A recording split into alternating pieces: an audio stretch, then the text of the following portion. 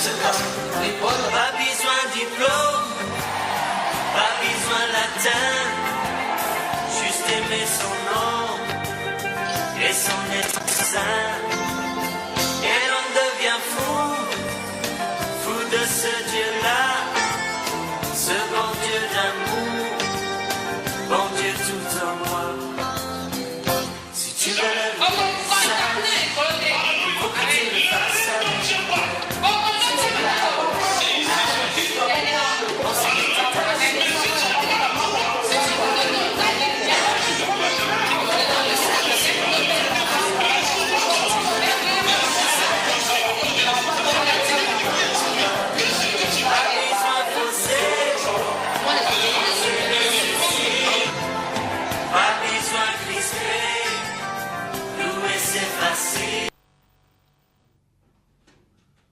Bien chers téléspectateurs, bien-aimés dans le Seigneur, encore ce soir, c'est un honneur pour nous de venir vers vous, apporter la bonne nouvelle de Jésus-Christ notre Sauveur. Nous allons d'abord prier pour nous recommander à la grâce du Seigneur. Dieu Tout-Puissant, nous te bénissons. Nous voulons célébrer ton nom. Nous voulons bénir ta fidélité. Tu as dit dans ta parole, de Marc chapitre 16, le verset 15, qui dit « Allez dans tout le monde, prêchez la bonne nouvelle à toute la créature. » Seigneur, nous voulons obéir à cette parole. Seigneur, nous demandons que tu puisses permettre à ce que ton peuple ici à Oyo, tous ceux qui nous suivent de loin, au Lombo et partout, Seigneur, nous demandons que la parole de vie soit libérée. La grâce, Seigneur, de parler comme un oracle. Et qu'aucune force ne puisse mal interpréter les paroles que nous allons enseigner ce soir. Et que le sang de Jésus soit sur les cœurs de tous ceux qui nous écoutent maintenant. Et que la vie soit communiquée. Partout où il y avait l'échec, là où il y avait les crises, Seigneur, pourvois une solution. Et glorifie ton nom. Dans le nom de Jésus. Amen. Encore merci beaucoup. Donc nous bénissons les hommes de Dieu, les autorités de la ville. Nous bénissons aussi tous ceux qui ont l'habitude de nous suivre. Que le Seigneur vous bénisse. Et le peuple vainqueur d'Oyo. Partout où vous nous suivez, soyez tous bénis. Alors nous sommes venus ce soir, comme il est de notre coutume, apporter une exhortation. Et nous venons de traverser une période difficile. Et parce que Dieu nous parle d'une manière ou d'une autre. Et dans la méditation, dans la prière, le Seigneur a donné une parole. Et nous regardons tout autour de nous. Quand nous regardons les médias, nous regardons les journaux et le monde autour de nous. Chacun a envie de poser la question, pourquoi ceci, pourquoi cela? Voilà pourquoi le Seigneur nous a inspiré un programme particulier qui va bientôt avoir lieu dans notre église, la chapelle des vainqueurs internationale. Alléluia. Amen. Quand nous regardons les crises, les problèmes et tout ce que nous connaissons, apparemment certaines personnes disent ce qu'ils veulent. Et chacun interprète les choses à sa manière, selon sa compréhension, sa façon de voir les choses. Alors ce soir, j'aimerais en bref introduire le thème de cette grande activité qui va avoir lieu du 24 et du 23 plutôt au 25. Donc la semaine prochaine. Alléluia. Amen. Dieu dans sa volonté, il n'a jamais créé un homme pour le voir souffrir. La Bible dit qu'il nous a créé à son image. Et l'image de Dieu n'a rien à voir avec la souffrance. L'image de Dieu n'a rien à voir avec les crises. L'image de Dieu n'a rien à voir avec l'échec que nous voyons aujourd'hui. Alléluia. Amen. Donc le thème de cette grande activité, c'est comment changer vos échecs en victoire et en réussite. Alléluia. Amen. Pourquoi Dieu a donné ce thème? Dans la vie, personne n'a jamais investi pour échouer à la fin. Personne n'a jamais engagé des dépenses pour échouer à la fin. Personne ne peut prendre l'engagement d'épouser une femme pour échouer à la fin. Personne ne peut ouvrir une entreprise pour l'avoir faire faillite après. Donc l'intention de tout homme sur la terre, c'est de réussir dans toutes ces entreprises. Jusque là c'est bon, ce n'est pas un péché. Parce que tout cela émane de Dieu qui est un Dieu de réussite. Alors la question de savoir si Dieu veut nous voir réussir, si tout le monde aspire à la réussite, pourquoi alors l'échec au milieu de nous? Pourquoi alors tous ces problèmes aujourd'hui? Pourquoi aujourd'hui les divorces au milieu même des enfants de Dieu? Pourquoi aujourd'hui la pauvreté bat son plein dans des familles? Or, cette question, elle est capitale. Bien que certains n'osent pas poser cette question. Alors moi, j'ai pris le courage de poser cette question à celui qui nous a créés. Et la réponse, c'est cette grande activité que j'aimerais introduire aujourd'hui. Alléluia. Donc les crises existent. Les problèmes existent. Les déceptions existent. Le chômage existe. Le célibat existe. Les maladies existent. Alléluia. Mais dans toutes ces choses, il y a une très bonne nouvelle. Dieu au milieu de ces choses peut nous faire réussir. Donc aujourd'hui, j'aimerais en bref parler sur ce que j'ai titré par l'aide de Dieu, par son esprit, découvrir les bénédictions qui sont cachées derrière l'échec et les crises de la vie. Découvrir les bénédictions qui sont cachées derrière l'échec, derrière le célibat, derrière la stagnation, derrière la pauvreté et derrière tout ce qu'on peut citer de ce qui n'est pas bon. Alors j'aimerais commencer en lisant les Écritures. Je vais demander à maman Géraldine de nous lire Malachie chapitre 4, les versets 1 jusqu'au verset 3. Donc là où vous nous suivez, nous vous demandons de lire. Et soyez des chrétiens de Béret pour vérifier toute écriture. Si cette écriture ne vient pas de Dieu, trouvez-moi dans la rue, jetez-moi les pieds. Malachie chapitre 4, les versets 1 au verset 3. Maman, lisez si vous êtes à la page. Pendant que maman pasteur va s'apprêter pour lire Romains chapitre 8, le verset 28. Maman, allez-y. Malachie 4, du verset 1 au verset 3, nous lisons au nom de Jésus. Car voici, le jour vient, ardent comme une fournaise. Tous les hautains et tous les méchants seront comme du chaume. Les jours qui viennent les embrasera, dit l'Éternel des armées. Il ne leur laissera ni racine ni rameau. Mais pour vous qui craignez mon nom, se levera le soleil de la justice, et la guérison sera sous ses ailes. Vous sortirez et vous sauterez comme le veau d'une étable, et vous foulerez les méchants, car ils seront comme de la cendre sous la plante de vos pieds, au jour que je prépare, dit l'Éternel des armées. Alléluia.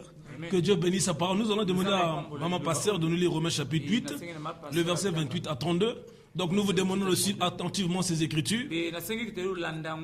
Romains 8, le verset 28 à 32. Lisons la parole de Dieu. Nous savons du reste que toute chose concourt au bien de ceux qui aiment Dieu, de ceux qui sont appelés selon son dessein. Car ceux qu'il a connus d'avance, il les a aussi prédestinés à être semblables à l'image de son Fils, afin que son Fils fût le premier-né entre plusieurs frères.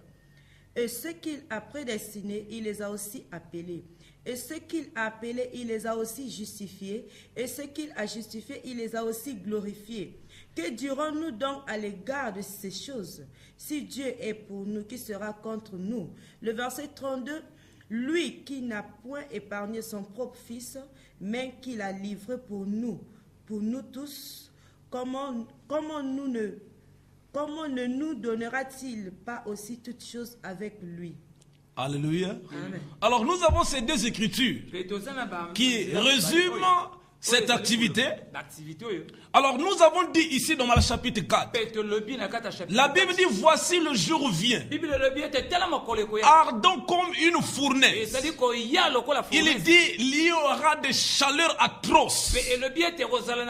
La chaleur ici représente les problèmes difficiles. Quelqu'un qui est dans un foyer, soudain il prend la décision de quitter le foyer. Et aujourd'hui ce n'est plus de l'histoire parce que nous sommes en train de vivre ces choses. Quelqu'un qui travaille, soudain il prend la décision de démissionner. Parce que selon lui, la vie est mieux en Europe. Le Seigneur nous aide à comprendre. Et Paul ici nous dit que nous savons du reste que toutes choses. Donc il arrive de fois même ce que tu appelles problème est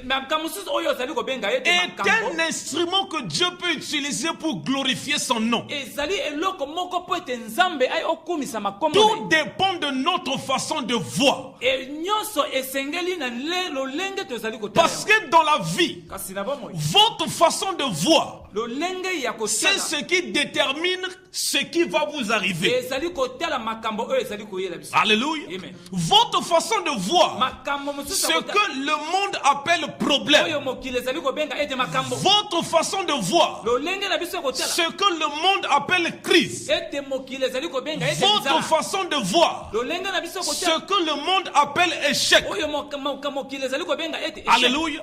C'est ce qui détermine votre attitude. Et votre attitude détermine votre réaction. Et la réaction détermine les résultats que vous allez avoir. Donc, le résultat peut être soit l'échec, tout comme cela peut être une réussite. Tout dépend de votre façon de voir. Voir quoi? J'aimerais préciser une chose ici. Tout dépend de votre façon de voir ce que le monde appelle crise. J'ai dit dans l'introduction que personne n'a jamais voulu échouer dans la vie. Mais ce que les autres appellent problème, si vous comprenez la parole de Dieu, c'est possible de percer au milieu même des crises. C'est possible d'avoir une renommée au milieu des tribulations. Quel est l'objectif même de cette grande activité? Nous sommes en train de prendre notre temps à mobiliser toute la population. Parce que Dieu ne veut pas que nous puissions échouer dans ce que nous sommes en train de faire. Donc très bientôt je vais essayer d'expliquer ici c'est quoi ce que le monde appelle échec. Donc, tu vas comprendre. Vous allez comprendre que l'échec n'est pas ce que les gens prétendent. Alléluia. Pour certaines personnes, quand les crises arrivent, quand les problèmes arrivent, ils disent ce qu'ils veulent. Et cela provoque un désespoir total. Et quand le désespoir s'installe, il n'y a rien de bon qui peut sortir de vous. Alléluia. Mais par contre, de l'autre côté, il y a d'autres personnes. Lorsqu'ils regardent les problèmes, ils voient les opportunités pour faire un nom dans la vie. Alléluia. Je veux m'expliquer, bien aimé. Quand on dit oui, je suis malade, j'ai exhorté un frère. J'ai dit il faut changer ton langage. Parce que aussi longtemps que vous déclarez de votre propre bouche, ma maladie là, cette maladie ne pourra jamais vous quitter. Mais il y a une façon de déclarer la parole pour que la maladie vous quitte automatiquement. Alléluia. Si tout dépend de notre façon de voir. Oh pasteur, qu'est-ce que veut dire donc problème? C'est quoi donc l'échec? C'est quoi donc les crises? La réponse est simple. La première réponse ce soir, bien aimé, vous tous qui avez l'opportunité de le suivre, je ne sais pas ce qu'on vous a dit dans votre famille, je ne sais pas ce qu'on vous a dit là où vous partez, mais j'aimerais te dire ici, Dieu qui nous a créés, la Bible dit toutes choses, y compris ce problème qui vous dérange. Il y a quelqu'un qui me suit ici, tu es sur le point de commettre un suicide à cause des problèmes que tu traverses. Bien aimé, le Seigneur ne veut pas que tu meurs aujourd'hui, parce que le meilleur de Dieu ne s'est pas encore manifesté dans votre vie. Alors c'est quoi donc l'échec? Alors j'ai ici 3 définitions de ce que le monde appelle échec, de ce que le monde appelle problème. Alléluia. La première définition, qu'est-ce que c'est que l'échec? C'est quoi une crise? C'est quoi une stagnation? C'est quoi la pauvreté? Et citez ce que vous voulez. La première définition, j'ai défini l'échec, les problèmes, comme un simple événement. Alléluia. Amen. Ce que vous appelez problème aujourd'hui, aux yeux de celui qui nous a créés, cela ne représente qu'un simple événement. Alléluia. Alors quand nous lisons la Bible, nous allons demander à maman Géraldine de nous lire Malachie, Ecclésiaste plutôt chapitre 3. Ecclésiaste chapitre 3, le verset 1 et le verset 4 à 8 rapidement. Nous lisons Ecclésiaste 3 verset 1. Il y a un temps pour tout, un temps pour toutes choses sous les cieux. Verset 4.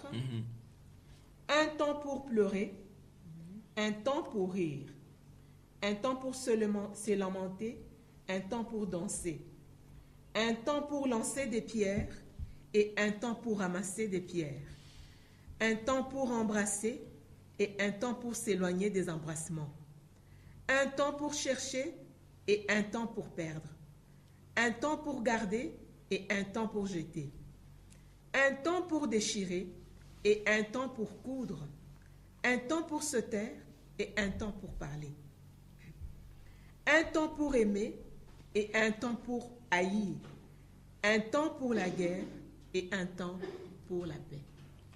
Alléluia. Alors ici nous comprenons à la lumière des Écritures, l'Ecclésiaste c'est l'homme que Dieu avait doté d'une sagesse multidimensionnelle. La Bible dit il y a un temps pour toutes choses. S'il y a un temps de pleurer, c'est qu'il y a un temps que Dieu a préparé pour le rire. Donc, si aujourd'hui vous êtes en train de pleurer, cela ne marque pas la fin de votre vie.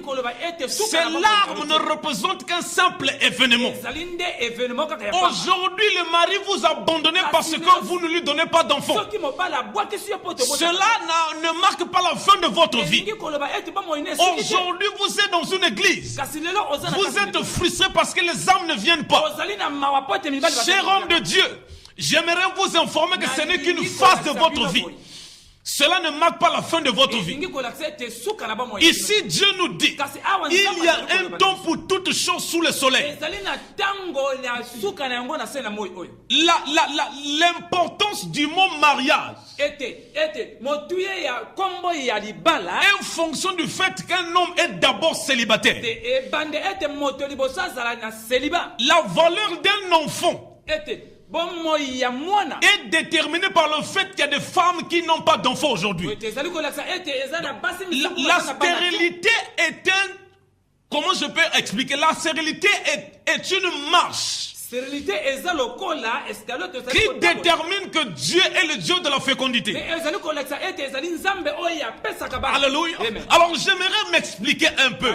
Certaines personnes se disent, oui, c'est quoi un événement? L'expérience nous enseigne. Il n'y a jamais eu d'événement qui est resté éternel dans ce monde. Chaque événement n'est qu'un acte temporaire. Je prends un exemple. Le 11 mars 2011. Le 11 mars 2011, il y avait cette histoire de tsunami qui s'est passée au Japon. Il y a eu beaucoup de dégâts. Mais cet événement n'a même pas pris 2 jours. Un seul jour. Même pas 24 heures. Cela veut simplement dire il n'y a aucun événement qui peut arriver dans votre vie. Surtout lorsque cela ne glorifie pas celui qui vous a créé. Aucun problème ne peut rester éternel dans la vie d'une personne. Voilà pourquoi j'ai dit au début, tout dépend de votre façon de voir. Quand vous comprenez que ce problème n'est pas la fin de ma vie, quand vous comprenez que ce problème n'est qu'un événement, aujourd'hui je suis pauvre, je sais que je ne vais pas rester pauvre toute ma vie par exemple. Aujourd'hui, je suis célibataire, je ne suis pas appelé à rester célibataire. Si je suis une femme créée par Dieu, peu importe l'histoire de ma famille, peu importe les réalités de ce pays, je suis une femme qui appartient à un homme selon le plan de Dieu. Donc, votre état de célibataire ne peut pas déterminer la fin de votre vie. Mais qu'est-ce que nous voyons aujourd'hui? Parce que vous avez 45 ans, 50 ans, et le monde commence à parler ceci autour de vous. Mais nous avons vu des gens qui se sont mariés à 50 ans aujourd'hui. Alléluia. Mais pourquoi vous vous inquiétez, bien-aimé? Cette situation que tu traverses, bien-aimé, peu importe ce que le monde vous enseigne, la bonne nouvelle de celui qui vous a créé nous dit que cela ne représente qu'un événement. Et aucun événement ne peut rester éternel. Vous ne verrez jamais un homme pleurer pendant 30 jours. Même s'il a l'onction de pleurer, il va pleurer, il va se fatiguer, il aura mal à la tête, il va se calmer. Mais le diable nous pousse à conclure, alors que Dieu n'a pas encore fermé le chapitre de notre vie. Alléluia. Aucune crise dans la vie ne peut demeurer éternelle.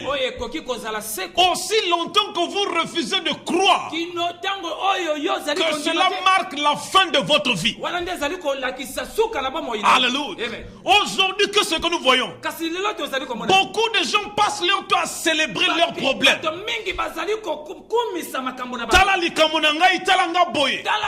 Est-ce que quelqu'un peut aussi prendre soin de moi? Est-ce que je peux aussi réussir?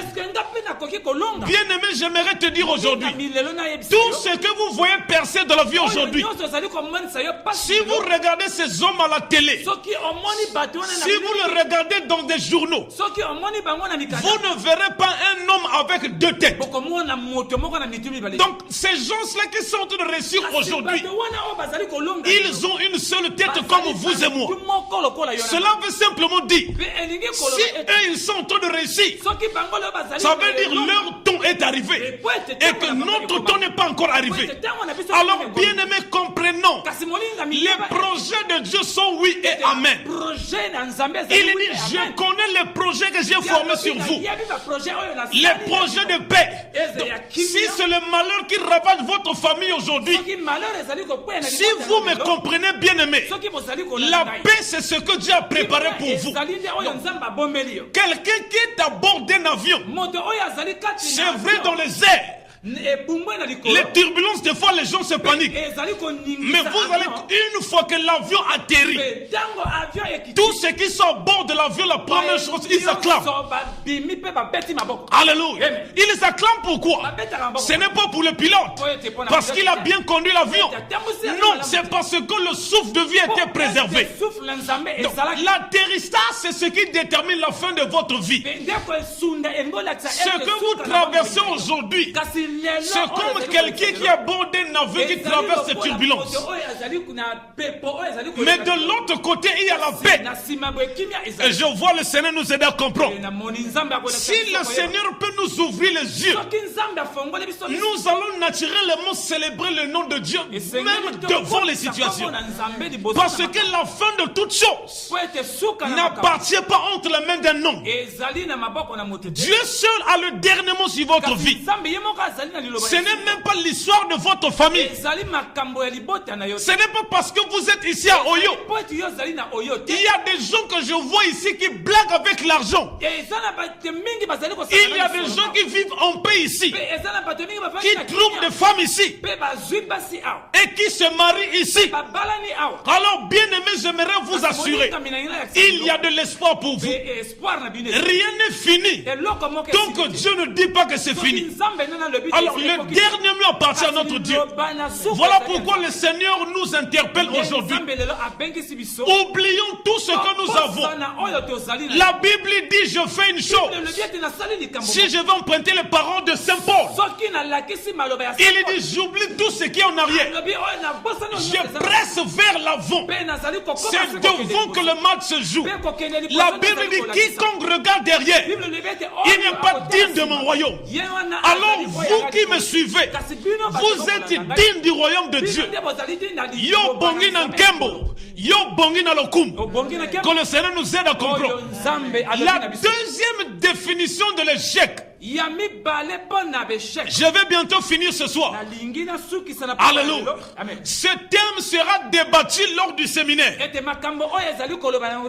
Bien aimé, le Seigneur va nous ouvrir un chapitre qui va nous aider à danser les matunda même devant l'oppression. Alléluia. Gloire à Jésus. La deuxième définition de la mort, plutôt de l'échec. Moi je suis venu avec ces définitions que le Seigneur me révèle à la lumière des Écritures saintes. Alléluia. J'ai défini l'échec. J'ai défini ce problème que vous traversez. Devant moi ce n'est pas un problème. Devant vous peut-être c'est un problème. Devant votre famille peut-être que c'est un problème. Mais regardez devant moi ce jeune garçon qui te parle, ce problème qui vous dérange, ce problème qui ronge votre famille. Alléluia. C'est Dieu permet cet événement pour vous donner de l'expérience dans la vie. Alléluia. Il y a deux facteurs que nous devons comprendre lorsqu'un problème nous arrive. Donc, si quelqu'un me suit ce soir, je suis en train d'essayer d'expliquer ce que le monde appelle problème devant notre Dieu. C'est un moyen que Dieu a trouvé par son arrangement de donner à chacun de nous de l'expérience. Alléluia. Nous écoutons aujourd'hui Quand on dit quand un vieillard meurt, la sagesse africaine dit que c'est toute une bibliothèque qui s'en va. Pourquoi ces assertions? C'est simplement du fait que quelqu'un qui est resté longtemps en vie, il a vu beaucoup de choses, il a enduré beaucoup de choses, et cela lui donne une certaine assurance qu'il peut parler pour conseiller les jeunes qui viennent après lui. Donc, la vie, c'est la somme de nos expériences. Vous n'allez pas toujours rencontrer ce que vous voulez voir dans la vie. Dieu lui-même dit ici, si nous demandons à un moment de lire Romains chapitre 8 et le verset, plutôt 1 Corinthiens chapitre 10, le verset 13, verset 13, nous allons prendre cette écriture pour bien expliquer. Aucune tentation ne vous est survenue qui n'a été humaine.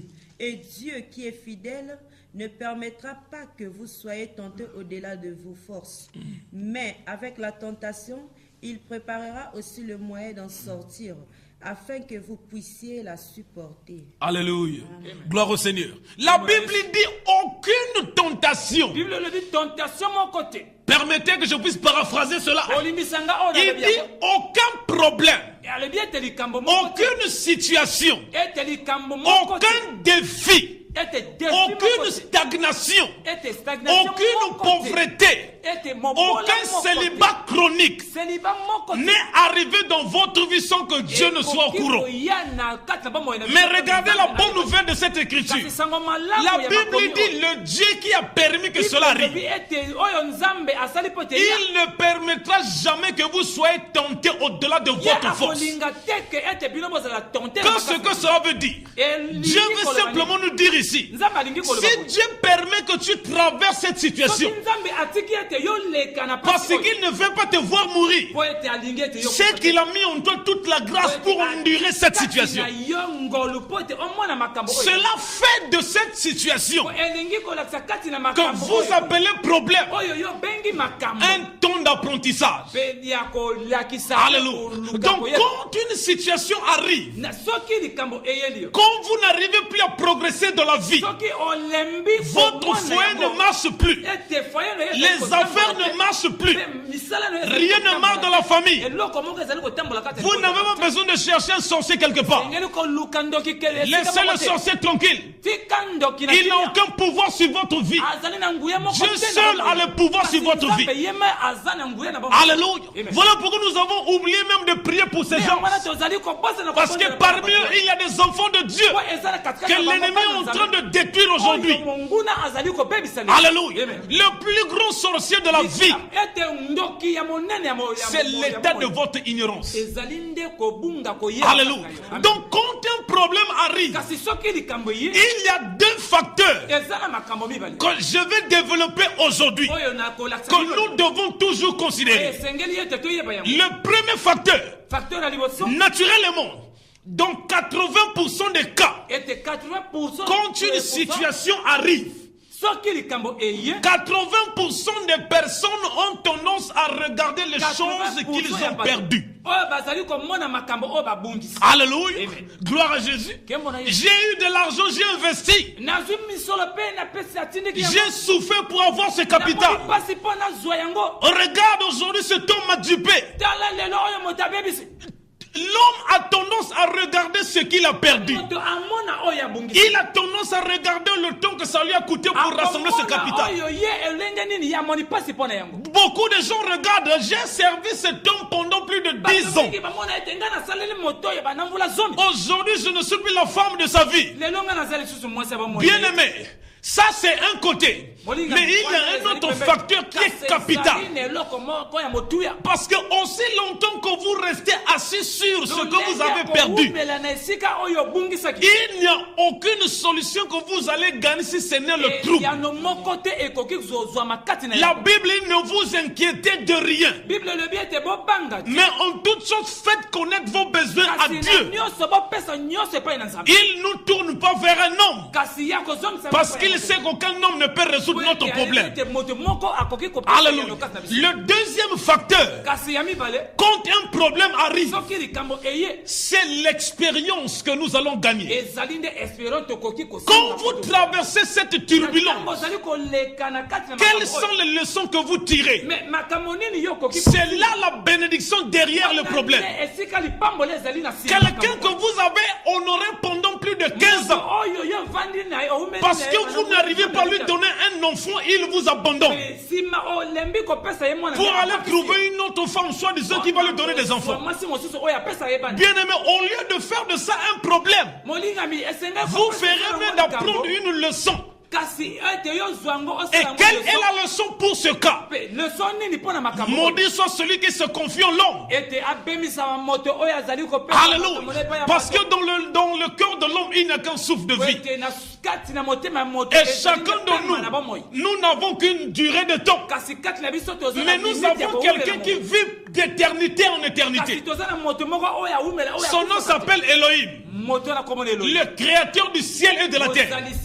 Son nom s'appelle Je suis. Il est la guérison devant la maladie. Il est la prospérité devant la pauvreté. Il est la protection devant les menaces. Il est le salut devant la souffrance. Il est la paix devant la confusion, bien-aimé. Donc, quelle est la leçon que vous avez apprise? Parce que toute situation de la vie a une leçon à nous enseigner. Donc, le problème qui arrive, ce n'est pas pour nous détruire. Nous comprenons ici. Si Dieu permet que cela arrive, c'est que nous sommes capables de résoudre ce problème. Un homme qui s'inquiète parce que la femme l'a abandonné, cette personne se rapproche de la mort. Parce que les inquiétudes ne sont pas traitées par les médicaments. Le seul remède, c'est de prendre un bon bain, de refaire ta beauté. Si tu es un homme, va voir le coiffeur, qu'il t'arrange la barbe et reprends ta vie normalement. Il y a une femme au moins qui fera ton honneur dans ce monde. Alléluia. Donc quelle est la leçon que nous allons apprendre lorsque les problèmes nous arrivent? Alléluia. Donc quand les crises arrivent, quand les problèmes arrivent, nous n'avons pas besoin de regarder aux choses que nous avons perdues, mais au contraire nous devons regarder quelle est la leçon que nous allons apprendre. Gloire à Jésus. Amen. Un dicton dit: un homme averti en vaut deux. Alléluia. Amen. Quand un homme se fait duper, je crois qu'il sera sur ses gardes pour ne pas se faire encore duper par un homme. Alléluia. Amen. Le monde est bourré de corrompus aujourd'hui et qui sont dans les affaires. La Bible atteste. Alléluia. Amen. Gloire au Seigneur. Dans la vie, il y a l'histoire. Je vais parler de ces deux personnages. Alléluia.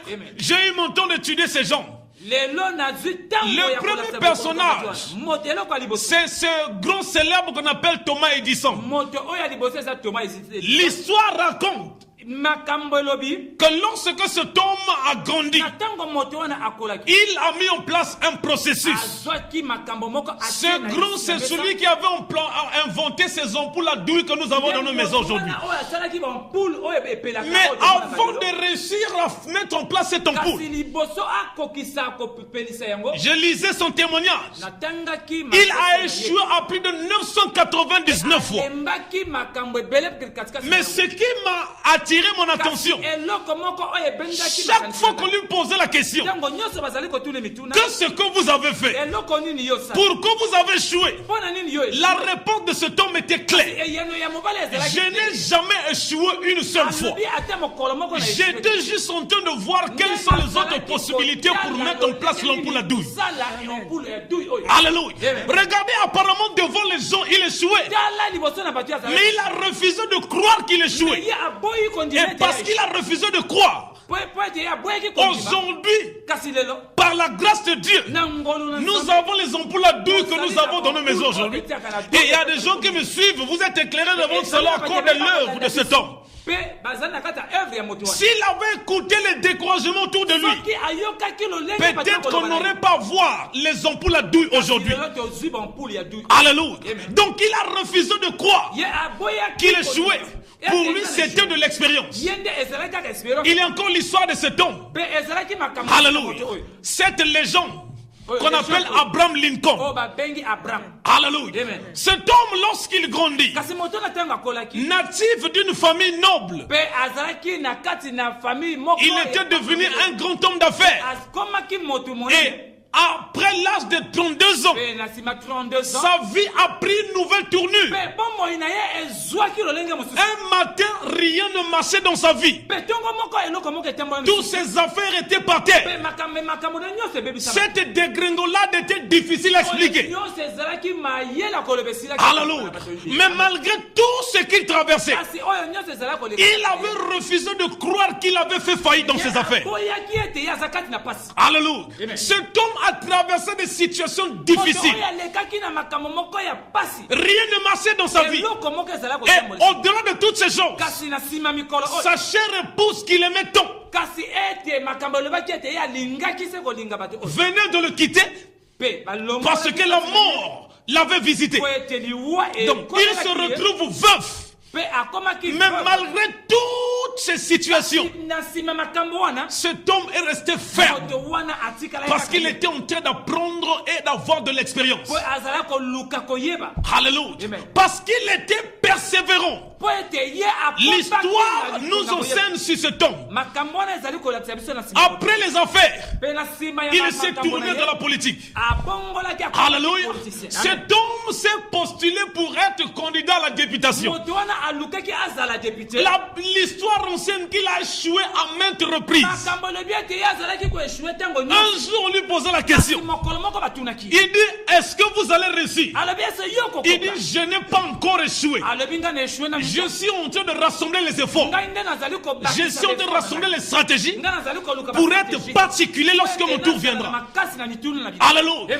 Il n'a pas pu avoir la députation. Il a encore postulé pour la vice-présidence aux États-Unis. Et après les élections, il a encore échoué. Mais il était là en train d'avoir de l'expérience. Parce qu'il apprenait. Et la fin de ce temps, il s'est postulé pour la présidence des États-Unis. Et 28 ans après, avec tout ce qu'il a traversé, 28 ans après, donc, à l'âge de 60 ans, Abraham Lincoln est devenu le 16e président des États-Unis d'Amérique. Pourquoi je vous raconte ces histoires? Rien n'est fini, bien aimé. Vous n'êtes qu'en train de traverser une phase de votre vie. Un homme a dit, si tu traverses le feu, ne t'arrête pas. Sinon le feu va te brûler. Mais après le feu, il y a la vie, il y a la chaleur, il y a la paix, il y a la prospérité. Alléluia. Que le Seigneur nous aide. Je veux finir ce soir. C'est quoi l'échec? C'est quoi les problèmes? C'est quoi les crises? Alléluia. J'aimerais te dire une chose. Les crises et les problèmes ne représentent pas la fin de votre vie. Alléluia. Nous allons demander à maman de nous lire le psaume 37, le verset 24. Psaume 37, le verset 24. Psaume 37, verset 24. S'il tombe, il n'est pas terrassé, car l'Éternel lui prend la main. Alléluia. Amen. Je vais demander à maman pasteur de nous lire Psaume 145, le verset 14. L'Éternel soutient tous ceux qui tombent et il redresse tous ceux qui sont courbés. Alléluia. L'Éternel relève. Il est toujours là pour nous relever. Pourquoi il nous relève à chaque instant? Parce que le match n'est pas encore arrivé à la fin. Ah, Le sifflet final lui appartient. Il est le seul arbitre de votre vie. Donc il ne siffle pas la fin du match, bien aimé, ne perdez pas espoir. Alléluia. Il n'a pas encore fini avec vous. Alors bien aimé, gardez courage. Et comprenez bien aimé, ce problème vous arrive. Ce n'est pas pour vous détruire. Sinon Dieu ne permettait pas que ça vous arrive. Si Dieu permet que cela arrive, c'est juste pour vous dire qu'il n'a pas encore fini avec vous. Alléluia. Tous ceux qui réussissent aujourd'hui,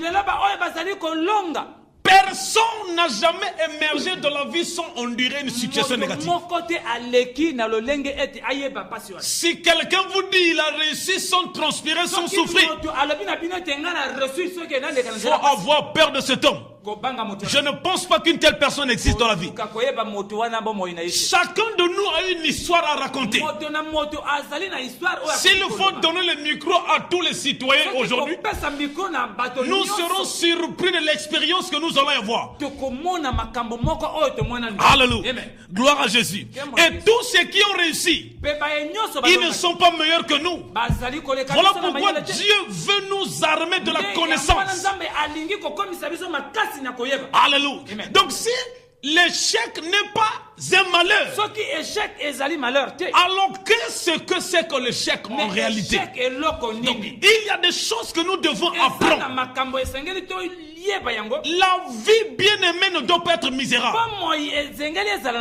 Vous n'êtes pas appelé à mener une vie misérable.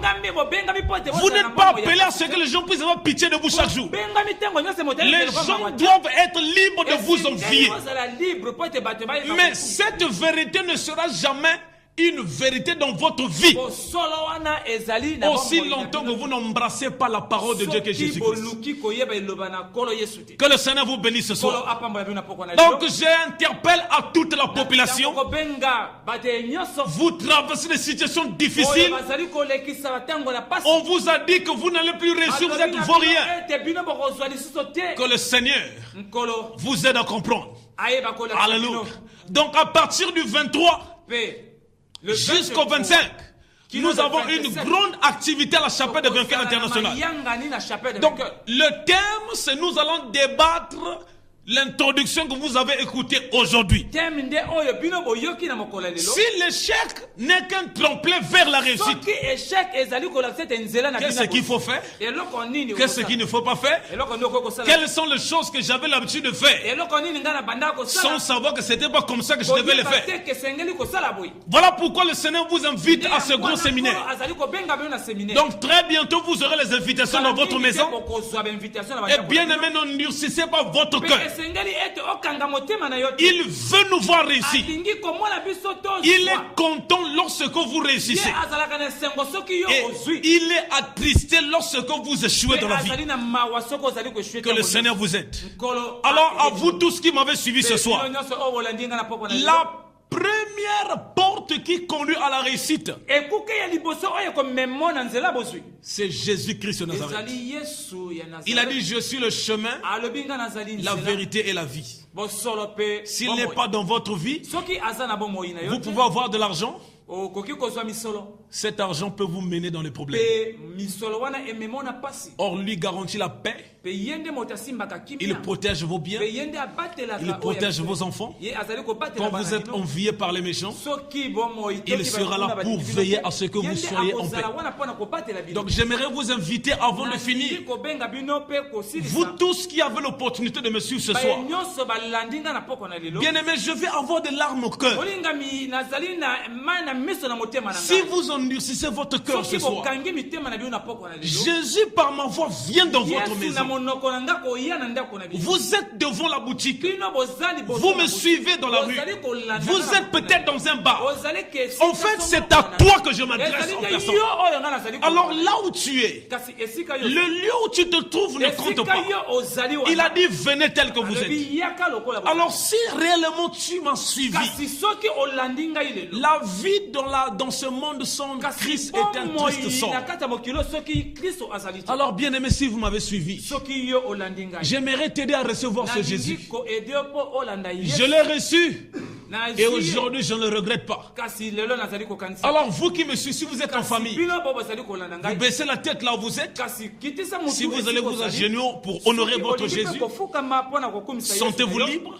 Vous allez mettre la main droite à la poitrine. Et vous tous qui me suivez, vous allez dire après moi, Seigneur Jésus, aujourd'hui, je viens à toi. Je suis un pécheur. Je le reconnais. Seigneur, j'ai toujours échoué. Les choses ne marchent pas dans ma vie. Mais avec toi, je sais que je vais réussir.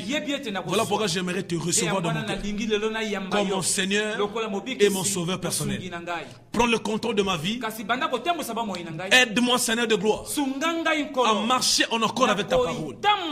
Conduis-moi pas, Seigneur, là où la parole de vie est enseignée, afin que ton nom soit glorifié. Au nom de Jésus. Amen. Alors, gardez la main à la poitrine. J'aimerais prier pour vous. Et en même temps, je vais prier pour vous, tous qui me suivez. Vous avez des maladies incurables, cancer de foie, épilepsie, je ne sais pas, rhumatisme, partout où vous me suivez. Vous mettez la main droite là où vous avez mal. Si c'est à l'épaule, vous mettez la main à l'épaule. Si à la tête, vous mettez la main. Si c'est la dent, vous mettez la main à la joue. Si c'est le mal de bas-ventre, vous mettez la main au bas-ventre. Et je vais déclarer la vie. Et le Dieu du ciel que nous servons, le Dieu de la libération, va vous localiser. Éternel Dieu Tout-Puissant, je te bénis, je te rends grâce parce que tu es Dieu. Seigneur, tu m'as appelé à te servir. Et Seigneur, j'ai fait fils, Seigneur de gloire, à tout pour te servir. Tu m'établis, Seigneur, berger sur ton peuple. Et aujourd'hui, par élection de grâce, tu as permis que je me tienne, Seigneur de gloire, dans cette station pour déclarer ta parole à ton peuple. Seigneur, nous demandons que la parole de Dieu soit libérée par les hommes. Partout où les gens nous suivent ce soir, nous demandons que la guérison s'établisse dans leur vie, dans le nom puissant de Jésus.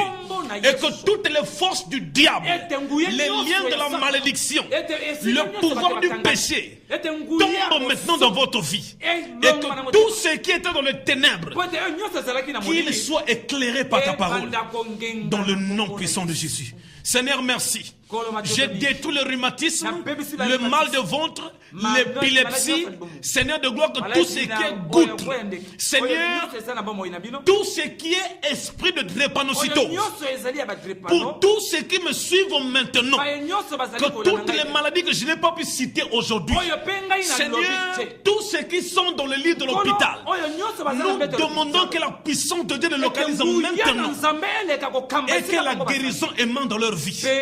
Dans le nom puissant de Jésus. Nous te bénissons, Seigneur. Nous te retenons toute la gloire pour toutes ces vies que tu as délivrées et pour toutes ces âmes. Dans le nom de Jésus, nous avons prié. Nous disons Amen. Que le Seigneur vous bénisse. En tout cas, nous vous bénissons ce soir. Vous tous qui avez reçu la prière, le Seigneur a déjà visité certaines personnes. Nous vous prions. Juste après l'émission, le numéro sera affiché à l'écran.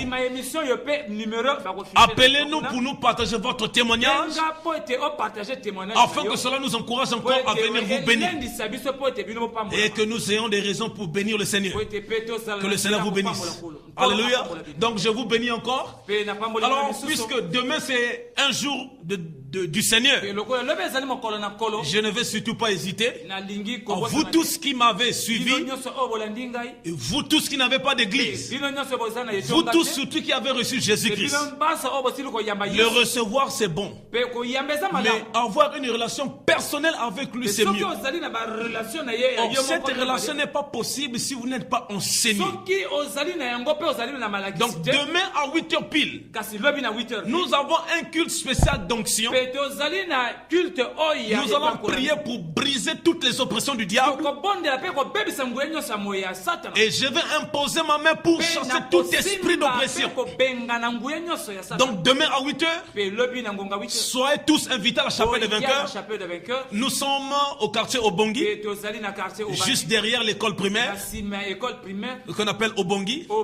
Donc le culte commence à 8h et à 10h nous avons fini. Vous aurez le temps de les préparer préparer la nourriture de papa. Donc venez avec toute la famille. Parce que l'onction, quand ça descend sur vous, ça doit concerner toute la famille. Et que le Seigneur vous bénisse au nom de Jésus. Donc encore nous voulons informer ici que nous avons pour être une bénédiction. Nous avons ouvert un centre de formation dans nos locaux de notre église. Et nous disposons les cours gratuits. Donc nous sommes en train de prendre toutes les disciplines. Mais pour un début de cours, nous allons commencer par la langue anglaise, les mathématiques et le français. Donc vous tous qui voulez participer à ce programme, donc demain nous allons faire notre réunion de prise de contact avec tous ceux qui veulent participer à ces cours. Donc demain, la réunion sur l'entretien avec les étudiants, c'est juste après le culte. Donc vous tous qui voulez participer, envoyez vos enfants à l'école, qu'ils viennent apprendre. Alléluia. Nous serons là, moi-même je suis déjà l'un des professeurs du français et de l'anglais. Donc, sentez-vous libre, venez apprendre. La porte est ouverte à tout le monde. Venez et que le Seigneur vous bénisse. Donc, nous vous bénissons encore et nous allons clôturer en vous informant. Nous avons les livres du docteur David Oyedepo qui sont disponibles. Si vous avez besoin de copies, vous venez au bureau de l'église et nous allons vous servir. Que le Seigneur vous bénisse tous. Jésus-Christ est Seigneur. Donc nous bénissons nos bien-aimés de la chaîne RTNA. Je vois le rédacteur en chef là-bas, Monsieur Fabrice, et je vois le papa de tout le monde. Je ne sais pas pourquoi on l'appelle Daddy. Je ne sais pas, est-ce qu'il sait que veut dire Daddy? Moi je sais que c'est papa, donc c'est notre papa. Nous bénissons. Et nous voyons ici le frère Cédric et notre papa le directeur. Papa Yakité, nous vous bénissons vous tous. Amen. Je crois que là, derrière la régie, je crois que le nom a échappé. Amen. Nous avons Papa Bidon aussi. Amen. Que Dieu vous bénisse tous. Nous bénissons le patron en chef de la chaîne. Nous bénissons encore les autorités. Que le Seigneur vous bénisse. Et que cette grande tâche qui est lourde, Dieu qui vous a élevé, qu'il vous aide à avoir de bonnes performances. Et nous soulignons que vous avez notre soutien de prière. Nous prions pour vous tous les jours. Et que le Seigneur vous bénisse encore. Nos bénédictions à tous les hommes de Dieu. Que le Seigneur nous bénisse dans cette grande tâche. Amen. Et je bénis tous mes enfants que j'aime beaucoup. Les vainqueurs, que Dieu vous bénisse. Donc je suis votre frère, le frère James Herman. Amen. Ceux qui veulent l'appeler pasteur, comme les gens meurent à cause des titres. Amen. Donc tu donnes le titre que tu veux. Je ne suis pas docteur, je ne suis pas prophète. Amen. Donc j'ai seulement la grâce de Dieu. Que le Seigneur vous bénisse. Et je n'étais pas seul. Juste à ma gauche, il y a ma chère épouse, la plus belle femme du monde. Gloire au Seigneur. Vraiment, si vous n'êtes pas d'accord, en tout cas, c'est la vérité. Dieu vous bénisse.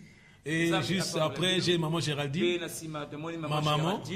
Et à ma droite, j'ai le frère Hugo qui était notre interprète ce soir. Que le Seigneur vous bénisse tous. Merci encore. Nous revoir demain à 8h pile. Soyez tous bénis au nom de Jésus. Merci.